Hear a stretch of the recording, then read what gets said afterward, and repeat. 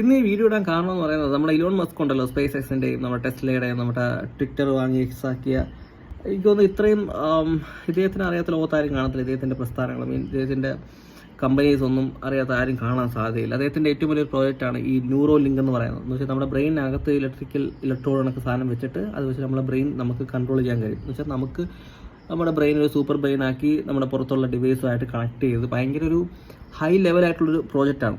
പക്ഷേ ശരിക്കും ഇതിൻ്റെ ഒരു അഡ്വാൻറ്റേജ് അല്ലെങ്കിൽ ഇതിൻ്റെ ഒരു പ്രോഗ്രഷൻ എന്ന് പറയുന്നത് ഇങ്ങനെയായിരിക്കും. എന്ന് വെച്ച് കഴിഞ്ഞാൽ ഇപ്പോൾ റൈറ്റ് സഹോദരന്മാരന്ന് ആദ്യമായിട്ട് വിമാനം കണ്ടുപിടിക്കുന്ന സമയത്ത് ഒരു കുറച്ച് സമയം മാത്രമേ ഉയരുന്നോളും ഒരുപാട് പ്രശ്നങ്ങളുണ്ടായിരുന്നു. അതെനിക്ക് ഇപ്പോൾ ഉള്ള സംഭവം എന്ന് പറയുന്നത് നമ്മുടെ പുറത്തുള്ള ബ്രെയിൻ നമ്മുടെ അകത്തൊരു ചിപ്പ് വെച്ചിട്ട് ഇലക്ട്രോഡ് വെച്ചിട്ട് നമ്മൾ പുറത്തുള്ള ഒരു കമ്പ്യൂട്ടറുമായിട്ട് അല്ലെങ്കിൽ ഡിവൈസുമായിട്ട് കണക്റ്റഡായി കാര്യങ്ങൾ ചെയ്യാമെന്നാണ്. പക്ഷേ ഇതിൻ്റെ ഒരു അടുത്തൊരു പ്രോഗ്രസീവ് ലെവൽ എത്തുമ്പം നമുക്ക് ഒരുപാട് ഈ ന്യൂറോളജിക്കൽ കണ്ടീഷൻസ് ഉണ്ട്, ഡിസീസ് ഉണ്ടല്ലോ. ഇപ്പം മോട്ടോർ ന്യൂറോൺ ഡിസീസ് ആവാം, ഇപ്പം ALS കണക്ക്, GBS കണക്ക്, അല്ലെങ്കിൽ ഇപ്പം എപ്പിലെപ്സി ആവാം, അല്ലെങ്കിൽ വേറെ എന്തെങ്കിലും ഇപ്പോൾ കോമയിലായ ഒരാൾ, അല്ലെങ്കിൽ നമുക്ക് പാരാലിസിസ് സംഭവിച്ച ഒരാൾക്കൊക്കെ ഇത് ഭയങ്കര യൂസ്ഫുൾ ആയിരിക്കും. കാരണം നമുക്ക് ഒരു പേസ് മേക്കർ ഹാർട്ടിനുള്ളത് പോലെ നമുക്ക് ഹാർട്ടിൻ്റെ ആക്ടിവിറ്റി എങ്ങനെയാണോ പേസ് മേക്കർ നമ്മളെ രക്ഷിക്കുന്നത് അതേപോലെ, അല്ലെങ്കിൽ അതിൻ്റെ ഒരു 10 ഇരട്ടി ഇതിൽ നമ്മുടെ ബ്രെയിന് ശരിക്കും പറഞ്ഞാൽ ഇത്തരത്തിലുള്ള ഡിവൈസ് കൊണ്ട് കൺട്രോൾ ചെയ്യാൻ പറ്റും.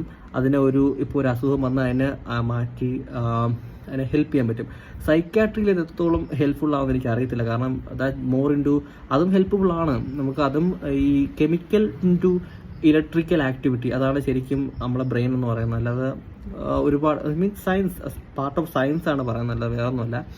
സോ അതിൽ നമ്മൾ ഇലക്ട്രിക്കൽ ആക്ടിവിറ്റി ഉപയോഗിച്ചിട്ട് കൺട്രോൾ ചെയ്ത് കഴിഞ്ഞാൽ ഒരു സൈക്യാട്രിക് പേഷ്യൻറ്റ്, ഈവൻ ഒരു സൈക്യാട്രിക് പേഷ്യൻസിനെ തന്നെ നമുക്ക് വേണമെങ്കിൽ കൺട്രോൾ ചെയ്യാം, നമ്മുടെ ഒരു നോർമൽ ലൈഫിലേക്ക് എത്തിക്കാം.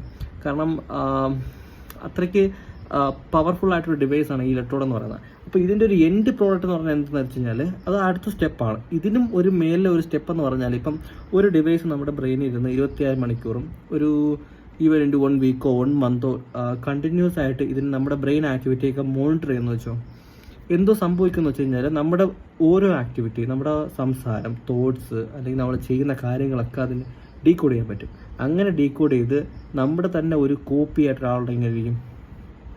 ശരിക്കും ഇതിനെക്കുറിച്ച് ഞാൻ ഒരുപാട് വർഷങ്ങൾക്ക് മുമ്പ് തന്നെ ആലോചിച്ചിട്ടുണ്ട്. പക്ഷെ നമുക്കതിനുള്ള ഡിവൈസോ നമുക്കതിനുള്ളൊരു ഹെൽപ്പോ ഒന്നുമില്ല നമുക്കിവിടെ ചെയ്യാൻ. ശരിക്കും പറഞ്ഞാൽ ഇതൊക്കെ വലിയ പ്രോജക്റ്റുകളാണ്. അതൊക്കെ ഇതിനൊക്കെയുള്ള പ്രൈവറ്റ് ആയിട്ടുള്ള ഇത്തരം അംബീഷ്യസ് ആയിട്ടുള്ള റിച്ച് ആയിട്ടുള്ള ആൾക്കാരൊക്കെ വന്നു കഴിഞ്ഞാൽ ഒരുപാട് മാറ്റങ്ങളുണ്ടാകും. കാരണം ഇനിയൊരു ഭൂമിയിൽ ഇനി മനുഷ്യ ജീവിതം എന്ന് പറയുന്നത് ഒരു ചെറിയൊരു ചിപ്പിനകത്തുള്ളിലാവും. മരണം എന്ന് പറയുന്ന ഈ പണ്ടുള്ള ഈ പഴയ കഥകളൊക്കെ കേട്ടില്ലേ, ഈ മരണമില്ലാത്ത അവസ്ഥ എന്നൊക്കെ. സോ ആ ഒരവസ്ഥയിൽ ഒരു പക്ഷേ മനുഷ്യന് എത്താൻ പറ്റും.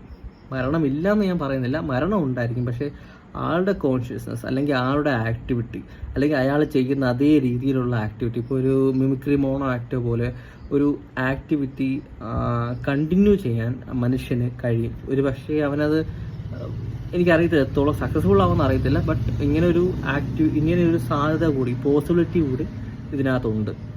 ശരിക്കും വലിയൊരു പ്രോജക്റ്റാണത്.